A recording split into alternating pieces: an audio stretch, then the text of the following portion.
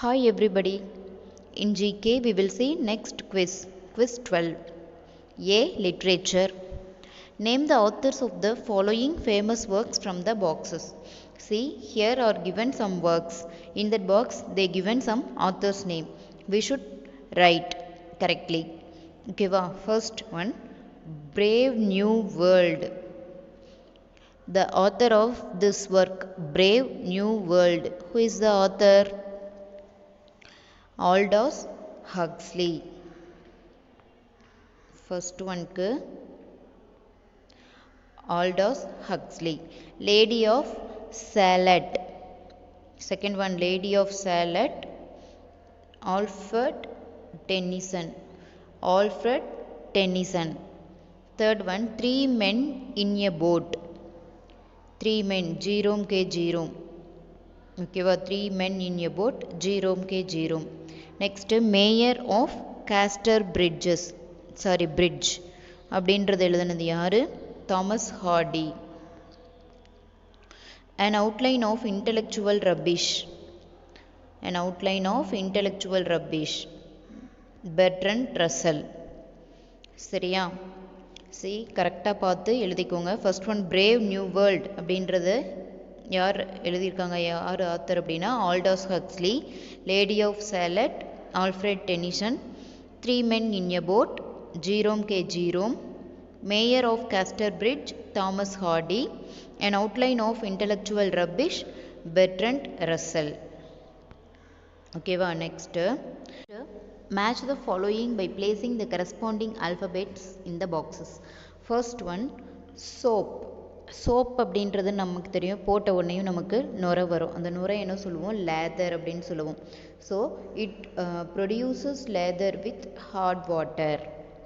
Next, synthetic detergent. Synthetic detergent அப்படின்றது வந்துட்டு லேதரை produce பண்ணாது. யூரியா அப்படின்றது நைட்ரஜன் ஃபெர்டிலைசர். டெர்லின் அப்படின்றது மேன்மேட் ஃபைபர். ஓகேவா? இது வந்து இந்த பாலிஸ்டரில் போடுற ஒரு ஃபைபர், அது வந்து மேன்மேட் ஃபைபர். ஓகேவா? Next, social studies. Tick the right choice from the brackets.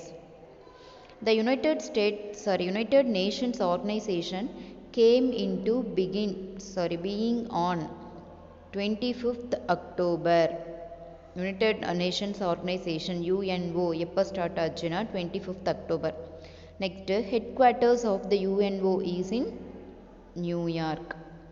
The working language of the UN are either English and French. The special organ of UN to look into children welfare. சில்ட்ரனோட வெல்ஃபேருக்கு எது நம்ம சொல்லுவோம்? UNICEF. இது வந்து எல்லாருக்குமே தெரியும்.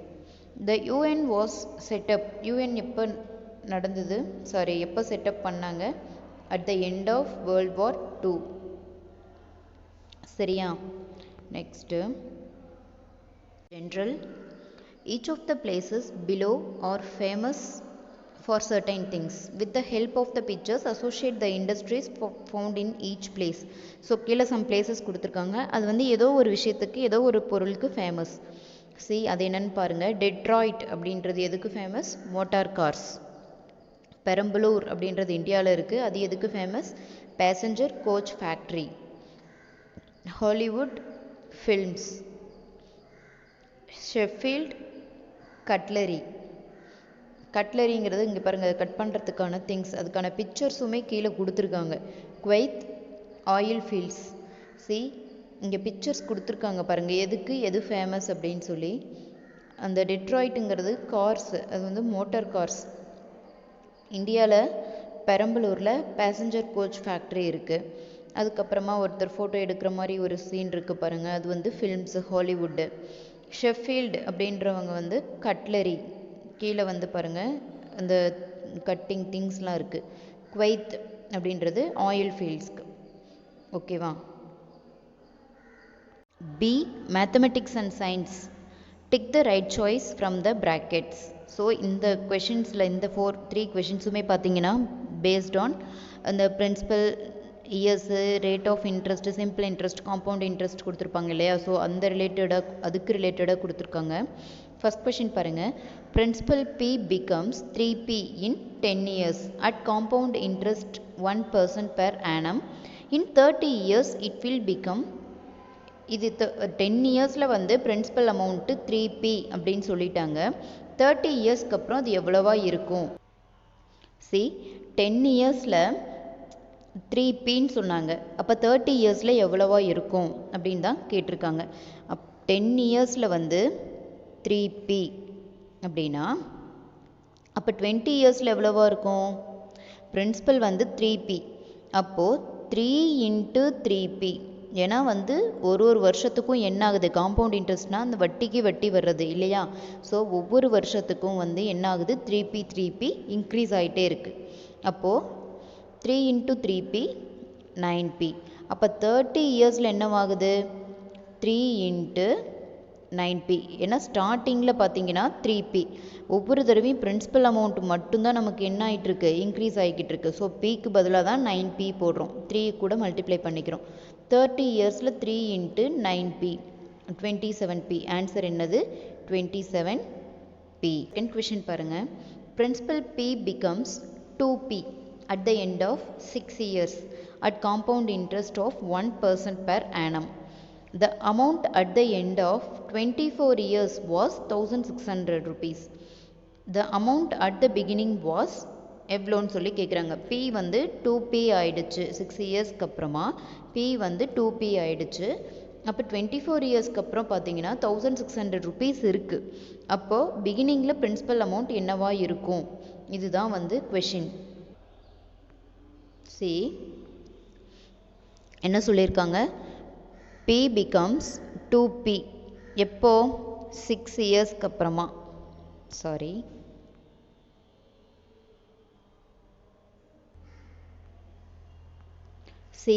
P becomes 2P எப்போ? 6 இயர்ஸ்க்கு அப்புறமா என்ன ஆயிடுச்சு? அது 2P ஆயிடுச்சு. அப்போ நமக்கு என்ன கேட்குறாங்க? மேலே பார்த்த மாதிரியே தான் காம்பவுண்ட் இன்ட்ரெஸ்ட் தான் சொல்லியிருக்காங்க. 24 இயர்ஸ்க்கு அப்புறமா இது வந்து 1600 rupeesன்னு சொல்லியிருக்காங்க. 24 இயர்ஸ்னால் 24 வந்து 6ஆல் டிவைட் பண்ண எவ்வளோ ஆகும்? 4 இயர்ஸ் ஆகுமா? ஸோ அப்போது 4 டைம்ஸ் ஆகும். 4 டைம்ஸ் இன்ட்டு ஒரு வருஷத்துக்கும் எவ்வளோ பிரின்சிபல் இன்க்ரீஸ் ஆகுது? 2P ஆகுது. அது எத்தனையாக பண்ணணும்? 2 இன்ட்டு, ஏன்னா இனிஷியலாக வந்து 6 இயர்ஸ்க்கு அப்புறமா 2P தான். அப்போ 2 இன்ட்டு 4 இயர்ஸ்க்கும் வந்து எவ்வளோ ஆகுது? 2P ஆகுது. அப்போ ஆன்சர் என்னது? 2 இன்ட்டு 8P. அப்போது ஈக்குவல் டு 16P. புரியுதா? இது உங்களுக்கு புரியல அப்படின்னா நீங்கள் எப்படி போட்டுக்கலாம்? 6 இயர்ஸ்க்கு 2Pனா 12 இயர்ஸ்க்கு எவ்வளவாகும்? 2 இன்ட்டு 2P 4 ஆகும். 4P ஆகும். 18 இயர்ஸ்க்கு அது கூட இன்னொரு 6 இயர்ஸ்க்கு அப்புறம் 18 இயர்ஸ்க்கு 2 இன்ட்டு 4P 8P ஆகுது. இது புரியுதா இல்லையா? ஆல்ரெடி வந்து பிரின்சிபல் வந்து 2P தான். ஓகேவா? 6 இயர்ஸ்க்கு அப்புறம். அப்போ 2 இன்ட்டு 4 டைம்ஸ்க்குமே என்ன ஆகுது? பிரின்சிபல் வந்து 2P இன்க்ரீஸ் ஆகிட்டே இருக்குது. ஸோ 2 இன்ட்டு 8Pன்னு போட்டோம். So 16P.